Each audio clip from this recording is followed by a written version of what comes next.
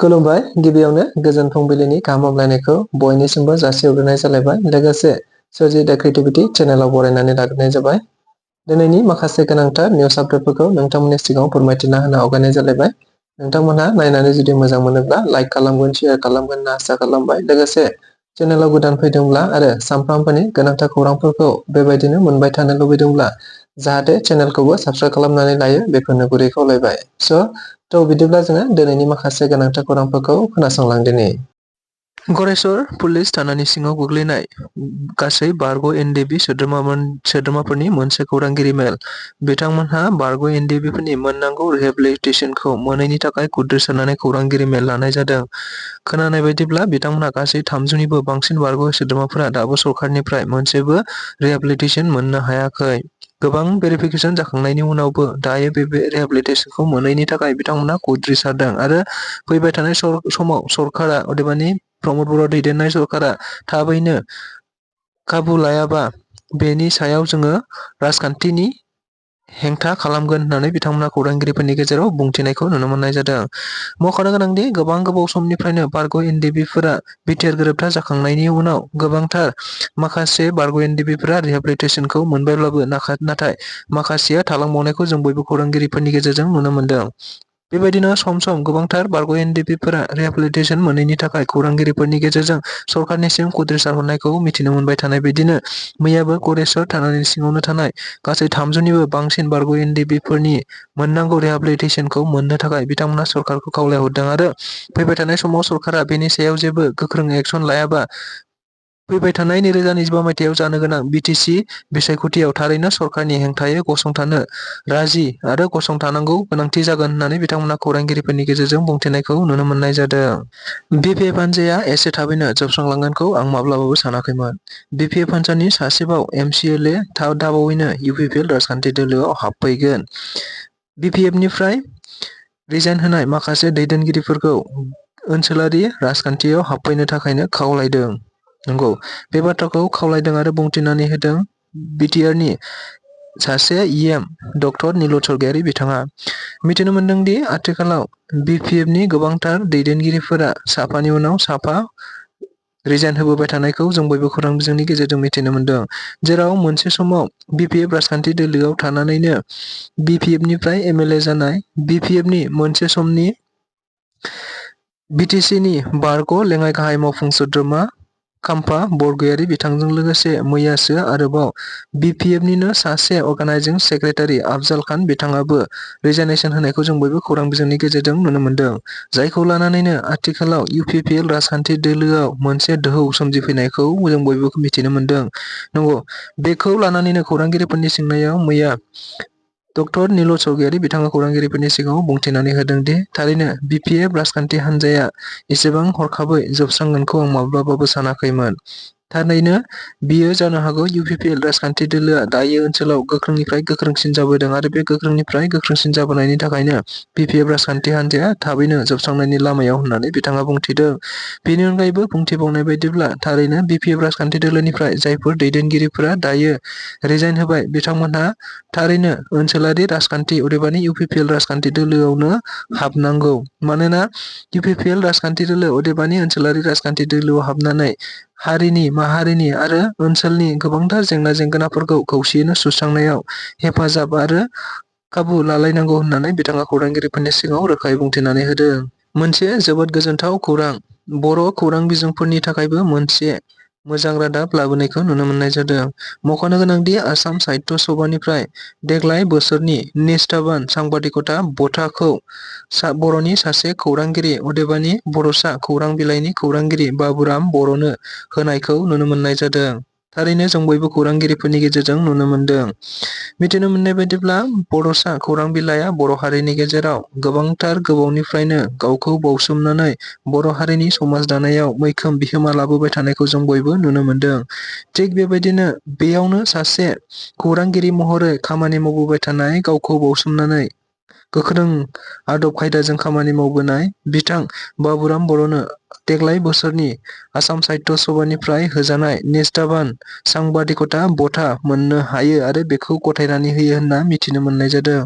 जायखौ नोजोर बोनानैनो मैया बड'लेण्ड डिजिटेल जार्नालिस्ट एस'सिएशननिफ्राय गाहाम हामलायनायखौ बावहरनायखौ होननानै खौरांगिरि बिजोंनि गेजेरजोंबो जों मिथिनो मोनदों। बिटिआरनिनो सासे मावफुं सोद्रोमा राकेश ब्रह्म बिथांनि नुजाथिनायाव मैया मुसलपुरनि कालचारेल कमप्लेक्सआव मोनसे जयनिं हाबाफारि लानायखौ नुनो मोननाय जादों। मख'नो गोनांदि खौरां बिजोङाव राकेश ब्रह्म बिथाङा सिगाङाव बुंथिबोबाय थानाय बायदियैनो मुसलपुराव बिपिएफ गैलिया आरो बिपिएफ जिर' जानो थांगासिनो दं होननाय बायदियैनो मैया बे हाबाफारिखौ थारैनो नुनो मोनदों।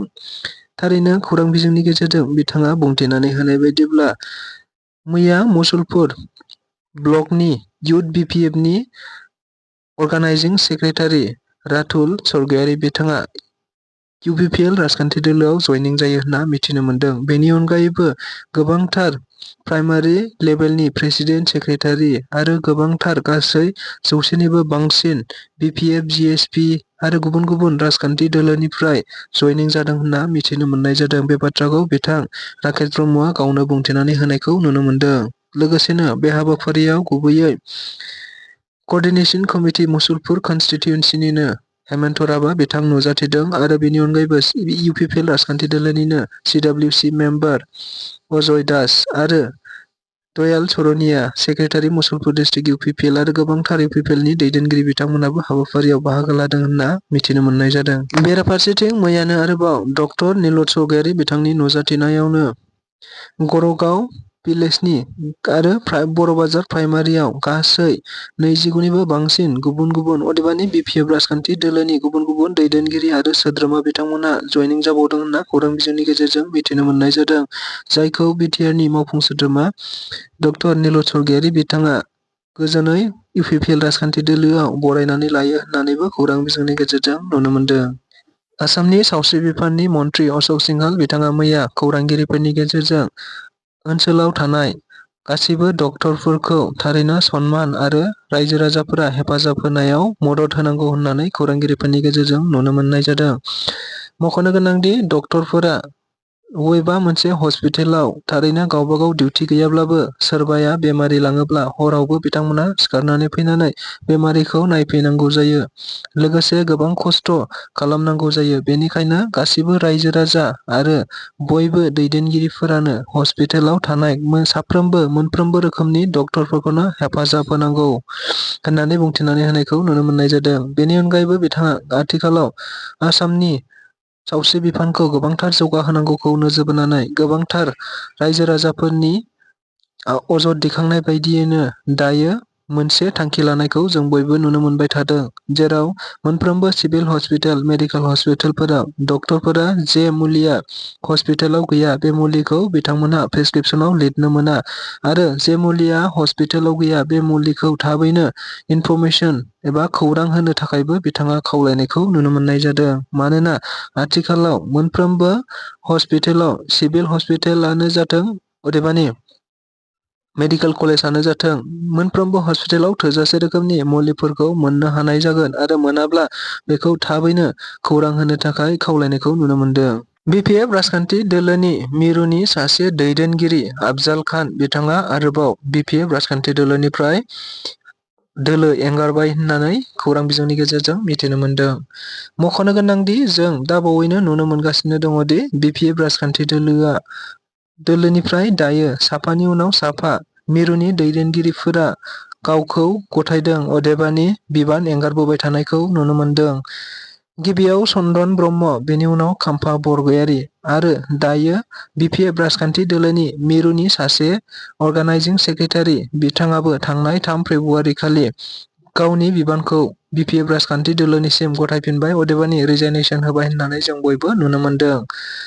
मिथिनो गोनांदि 2025 मायथाइयाव जानो गोनां बिटिसि बिसायख'थिया गेजेराव आरो माखासे दानल' दंसै। जायखौ नोजोर बोनानैनो गुबुन गुबुन राजखान्थि दोलोफोरा राजखान्थि दोलोफोरखौ राफोद खालामनायखौ नोजोर बोनानै बायदि मेल मिटिं लाबाय थादों।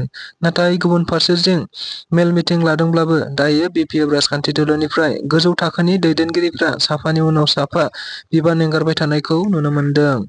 मिथिनो मोनदोंदि अर्गानाइजिं सेक्रेटारि बिथां अफजल खानआ थांनाय 3 फेब्रुआरि खालि गावनि रिजाइनेसनखौ बिपिएफनि आफादगिरि अदेबानि मोनसे समनि बिटिसिनि गाहाय मावफुं सोद्रोमा हाग्रामा महिलारि बिथांनिसिम गथायनाय जायो होनना मिथिनो मोननाय जादों।